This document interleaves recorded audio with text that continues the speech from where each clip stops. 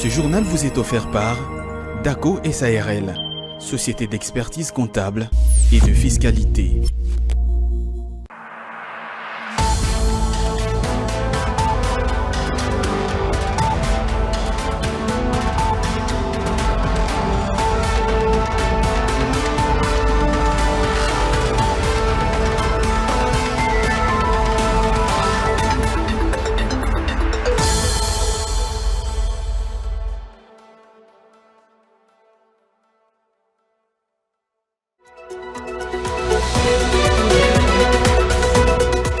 « 1646,4 milliards de francs congolais, c'est le montant des billets de la monnaie nationale recyclée au 18 avril 2024, d'après la note de conjoncture économique où est tirée cette information.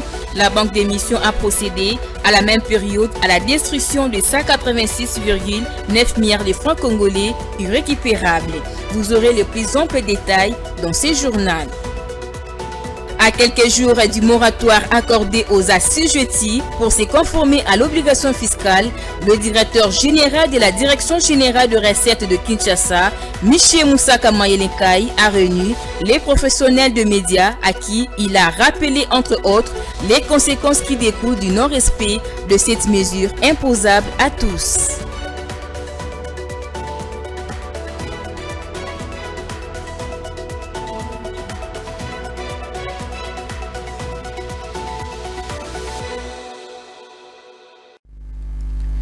Voilà tout pour le titre Le développement sous paix. Mesdames et messieurs, bienvenue dans cette session d'information. Cette semaine, jeudi, à la Cité de l'Union africaine, le président Tshisekedi s'est entretenu tour à tour avec les ambassadeurs Roxane de Bilderling de la Belgique, Lucie Tamling des États-Unis d'Amérique et Bruno Aubert de la France, autour principalement de la situation sécuritaire et humanitaire dans l'est du pays. Ces diplomates ont réitéré l'engagement de leurs États à accompagner la RDC dans le rétablissement de la paix sur l'ensemble de son territoire. Suivez.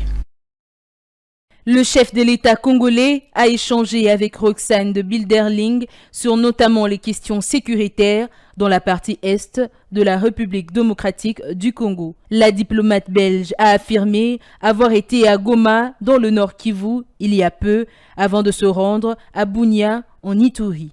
L'ambassadrice belge a souligné que son pays est en train de former une brigade de réaction rapide pour accompagner les forces armées congolaises.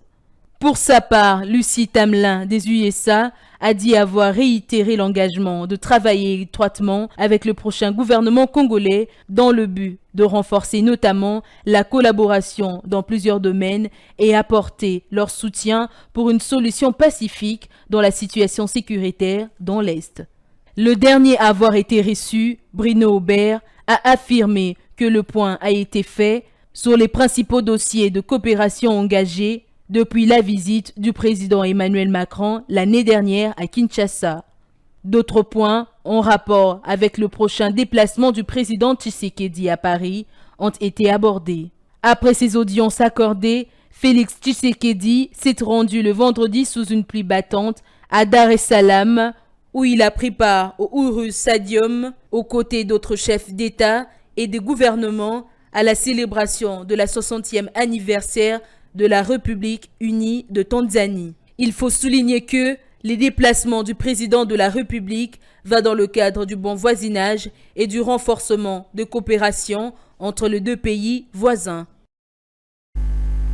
Le ministre de la Recherche scientifique Gilbert Kabanda a effectué récemment une descente dans la zone industrielle et innovation technologique située dans la commune de Njili à Kinshasa. C'est question de découvrir les produits d'innovation technologique Made in Congo de cet établissement industriel. C'était à l'occasion d'une journée porte ouverte qui a drainé du monde dans cette partie de la capitale. Le commentaire est de Juvette Mbelou. Le ministre de la Recherche scientifique et innovation technologique est allé à la découverte de cet établissement industriel et de ses produits d'innovation technologique Made in Congo. Ce, à l'occasion d'une journée porte ouverte qui a drainé du beau monde et foule de la commune populaire de Njili. Sur place, Julbert Kabanda a rassuré de continuer avec des forums dans le cadre du conclave du génie scientifique congolais et promet ainsi de tout faire pour que cette unité scientifique et technologique intégrée puisse bénéficier de l'appui maximal du gouvernement. Et dont nous allons continuer par un forum du génie scientifique de 2024. Quant à moi, membre du gouvernement, je ferai tout pour que cette unité scientifique technologique intégrée puisse bénéficier de l'appui maximal du gouvernement. Pour sa part, Thérèse Kirongondi, directeur général de la zone industrielle innovation technologique, a expliqué ce qui se passe dans ce complexe industriel. Nous avons réfléchi, nous avons épargné et nous avons investi. Pourquoi nous avons choisi des secteurs un peu particuliers? Là où nous sommes, d'abord nous sommes à Women's Technology. Là on fait la recherche d'innovation. Et puis à partir de là, nous avons voulu aussi donner de l'emploi à la jeunesse en faisant de la boisson. C'est-à-dire là, nous fabriquons des boissons à base de nos produits agricoles. Pour rappel, Thérèse Kirongondi est communément appelée Madame Robot, qui gère la circulation routière et assure la sécurité routière à Kinshasa.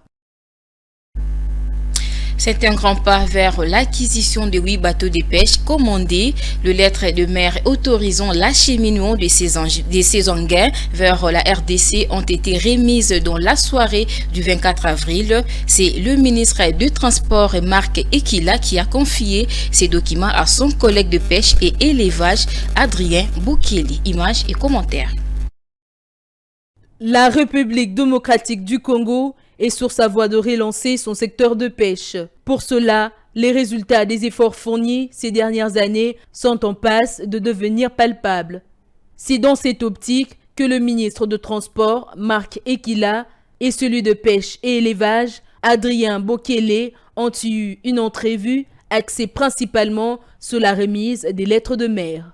Ces documents vont permettre aux capitaines de chaque bateau à les conduire vers les eaux congolaises et directement au port d'attache qui est celui de Boma, en transitant par la côte ouest, traversant entre autres le Maroc, l'Algérie, la Mauritanie, ceux en partant de la ville Bamietta en Égypte où ils ont été construits. Dans une allocution pour la circonstance, le ministre de Transport Marc Ekila a félicité son collègue de pêche et élevage pour l'acquisition de ces bateaux en rendant hommage au chef de l'État, initiateur de cette vision. Pour sa part, le ministre Adrien Boukeli, qui s'est réjoui de l'obtention de ces lettres de mer provisoires avec une validité de 4 mois, a rappelé que cette action, qui est une promesse du chef de l'État, est plus qu'une réalité au profit de la population congolaise par le biais de son ministre. Ce, avant d'ajouter qu'une fois, ces 8 bateaux seront en RDC, il ne sera plus qu'à obtenir auprès de son collègue du ministre de PTNTIC de ses fréquences radio. Ces 8 bateaux de pêche seront acquis sur le fonds propre du gouvernement après un appel d'offres international lancé, un contrat qui avait été signé avec la société égyptienne Yetu, qui en partenariat avec la société turque Pilran ont collaboré pour leur fabrication. Il faut noter que les lots de cette commande, il y a 3 bateaux de pêche industriels de 27 mètres baptisés Kimpavita Simo Kimbangu et Étienne Tshisekedi Wamulumba. Ils seront affectés pour la pêche au niveau de la côte atlantique et les 5 autres bateaux de pêche fluviale seront affectés dans les fleuves et lacs de la RDC. À l'approche de la visite officielle du président de la République Félix-Antoine Tshisekedi à Paris, prévue du 28 au 30 avril, une délégation des mandataires publics séjournant en France ont présenté aux investisseurs français les opportunités économiques de la RDC. C'était à l'occasion du forum Investir en Afrique. Commentaire. Cet événement de grande envergure, organisé conjointement par les conseils français des investisseurs en Afrique et les médias économiques L'Opinion, a réuni plusieurs centaines de dirigeants d'entreprises et acteurs institutionnels, marquant un jalon significatif pour le renforcement des relations économiques entre la France et l'Afrique. La République démocratique du Congo a été représentée, entre autres, par Anthony Kinzo Kamole, le directeur général de l'Agence nationale pour la promotion des investissements à ANAPI. Lors de sa prise de parole, le numéro 1 de la ANAPI a mis en exergue les potentiels de la RDC comme destination privilégiée pour les investissements internationaux. Il a également mis l'accent sur les efforts déployés par les gouvernements pour assurer un cadre d'affaires attractif et sécurisé conformément à la stratégie de développement économique du président Tshisekedi, axée sur la création de chaînes de valeur dans divers secteurs prioritaires. Freddy Yodishembo, directeur général de l'agence de pilotage, des coordinations et des suivis des conventions de collaboration APCSC, faisant également partie de cette délégation, a participé à une discussion approfondie concernant les améliorations nécessaires dans les infrastructures et la logistique, des composantes essentielles pour le développement économique de la RDC. Le président du conseil d'administration de la Générale des carrières et des mines, Guy Robert Lukama, et administrateur gérant de la Société d'investissement et de développement industriel du Congo, Romé Daniel, étaient également de la partie. Plusieurs autres discussions d'importance capitale ont eu lieu, en l'instar de celles sur l'intégration régionale, le développement des chaînes de valeur des minéraux critiques, les avantages fiscaux des zones économiques spéciales ZES et les partenariats publics-privés PPP. A noter que ces discussions se poursuivront lors du Forum Business France RDC qui se tiendra le mardi 30 avril en présence du chef de l'État congolais. Je l'ai évoqué au sommaire, à quelques jours du moratoire accordé aux assujettis pour se conformer à l'obligation fiscale. Le directeur général de la Direction générale des recettes de Kinshasa, Michie Moussa Kamaelenkai, a réuni les professionnels de médias à qui il a rappelé entre autres les conséquences qui découlent du non-respect de cette mesure imposable à tous. Suivez. Face à la presse, le directeur général de la Direction générale de recettes de Kinshasa, Michie Moussa Kamaelenkai, a tenu d'abord à annoncer à tous la fin du moratoire accordé pour le paiement des impôts et des taxes le 30 avril prochain. Elle concerne notamment l'impôt foncier, l'impôt sur le revenu locatif, les taxes, le redevance et les droits dus à la ville de Kinshasa. Cette démarche s'inscrit dans l'optique des impératifs à l'exécution du budget 2024 qui impose à la Direction générale des recettes de Kinshasa des assignations importantes dont la réalisation effective contribue sans nul doute à la maximisation des recettes pour donner au gouvernement provincial les moyens de sa politique. Par la suite, le DG de la Régie financière de la capitale a rappelé les obligations fiscales des assujettis et surtout les conséquences qui en découlent une fois l'on ne s'en acquitte pas. Il s'agit des relances valant mise en demeure, de la taxation d'office, comprenant les pénalités d'assiette et pénalités de recouvrement. Les avis de mise en recouvrement, notamment les AMR 1 et les AMR 2. Les contraintes et commandements. Les avis à tierces détenteurs. La saisie mobilière et immobilière, ainsi que les ventes qui en découlent. Les contribuables seront ainsi tenus de déclarer sur support papier ou en ligne via l'application IDGRK et dans les sites de la Régie financière de la capitale, puis de payer à travers les banques partenaires de la ville de Kinshasa et de ramener une copie de l'attestation de paiement du montant délivrée par la banque à l'administration fiscale pour recevoir en retour un récépissé. Signalons par ailleurs que des missions de contrôle seront lancées en ce sens pour vérifier la conformité de cette obligation fiscale. Conduite par Mami Sangani, directeur des coordinations, études et contentieux, la délégation de la Direction générale des recettes de Kinshasa, déléguée par le directeur général Michel Moussa Kamaelinkai, a une fois de plus mis en garde les spoliateurs de l'une de ces concessions situées dans la commune de Limete. C'était le vendredi 26 avril 2024. Reportage. Malgré les récentes mises en garde à son endroit, il y a de cela jour pour jour, un mois déjà, une autorité militaire continue de vouloir s'adjuger illégalement la concession de la Direction générale de recettes de Kinshasa, située dans la commune de Limete. Cette tentative de spoliation a suscité de nouveau une descente sur le terrain de la délégation de cette régie provinciale envoyée par le directeur général Michel Moussa Kamaelinkai. C'est depuis 2011 que cette autorité militaire tient fermement à s'approprier cette concession. Général Akoti n'a 4 PM. Moutoua bougé tao, totelemi. Moi général problème ni. Arbitre na sombi le pangoi. Dejerka itikali mu panjoyo, koto e komi abiso. Na tunyo koko présenter un document abiso ko sakana nazo kangayo nazo cho na jeep na kenono tino auditorat. A combien plus de 4 fois. Akoya asombeli ba jeune nyonso tu masanga banini bakoti awa ayebisi bango to komi ba voisin tina ndenga yaki ko borne ba bisiko. La régie financière de la capitale fustige par ailleurs le manœuvre dilatoire orchestré par cette autorité militaire et rappelle qu'il y a déjà une action en justice contre elle.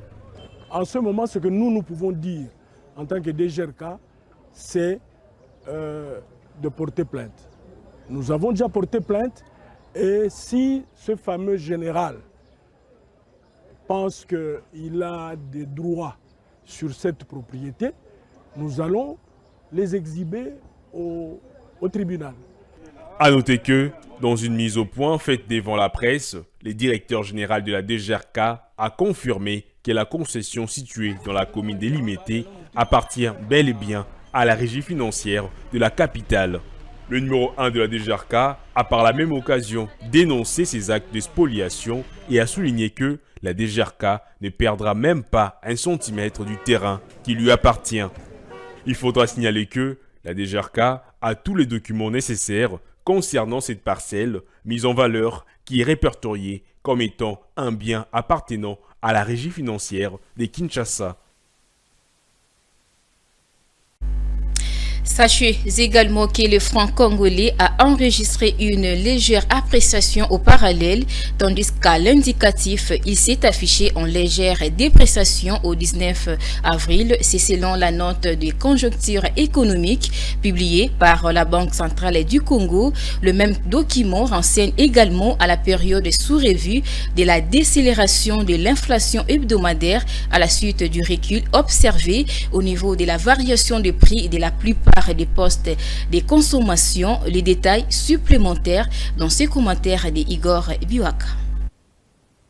Contrairement à la semaine précédente où la monnaie nationale a enregistré une dépréciation dans les deux segments d'échange, la semaine du 19 avril s'est caractérisée par des variations. À l'indicatif, la valeur du franc congolais a régressé davantage, connaissant ainsi une perte monétaire de 0,58%, ce qui situe les taux d'échange à 2792,46 francs congolais pour un dollar américain. Au parallèle par contre, la monnaie nationale a enregistré une légère appréciation de 0,16%, fixant ainsi le taux d'échange à 2781,88 francs congolais pour un dollar américain. La Banque centrale du Congo a aussi indiqué l'état de formation du rythme des prix. À ce sujet, elle renseigne sur la décélération de l'inflation hebdomadaire, passant de 0,146% à 0,124%.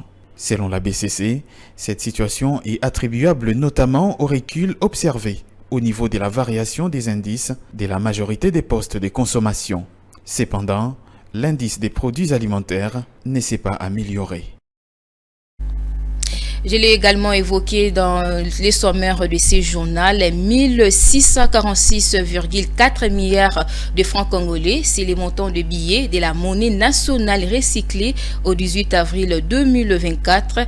D'après cette même note des conjonctures économiques où est tirée cette information, la banque d'émission a procédé à la même période à la destruction de 186,9 milliards de francs congolais irrécupérables.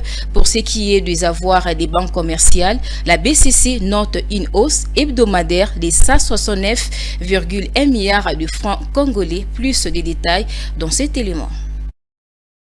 70,5%, soit 1160,7 milliards de ces billets recyclés proviennent des différentes provinces. C'est là sur le total de 1646,4 milliards. Pour la note de conjoncture économique de la Banque centrale du Congo, ce recyclage s'est effectué au 18 avril 2024. Et à la même période s'est opérée une mise en circulation du billet d'une valeur de 435,7 milliards de francs congolais, mais également une destruction de 186,9 milliards de billets irrécupérables.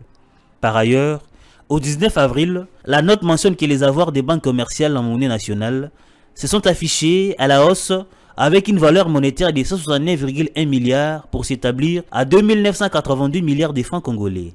Ce, après avoir enregistré une régression durant 2 semaines consécutives. Si vous nous avez pris en cours de ces journaux, je vous rappelle le rappel des titres. 1646,4 milliards de francs congolais, c'est le montant des billets de la monnaie nationale recyclée au 18 avril 2024. D'après la note de conjoncture économique où est tirée cette information, la banque d'émission a procédé à la même période à la destruction des 186,9 milliards de francs congolais irrécupérables. Vous avez eu le plus ample détail dans ces journaux. À quelques jours du moratoire accordé aux assujettis pour se conformer à l'obligation fiscale, le directeur général de la Direction générale des recettes de Kinshasa, Michel Moussaka Maelekai, a réuni les professionnels des médias à qui il a rappelé, entre autres, les conséquences qui découlent du non-respect de cette mesure imposable à tous. Vous l'avez suivi dans ces journaux.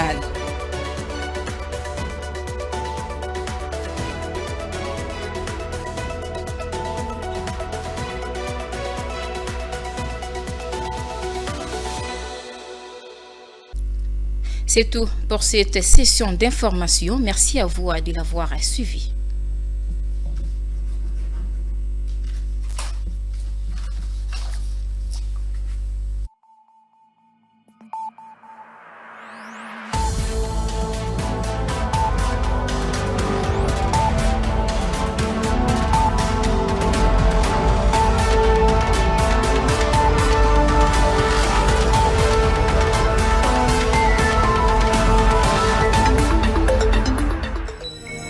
Ce journal vous a été offert par DACO SARL, société d'expertise comptable et de fiscalité.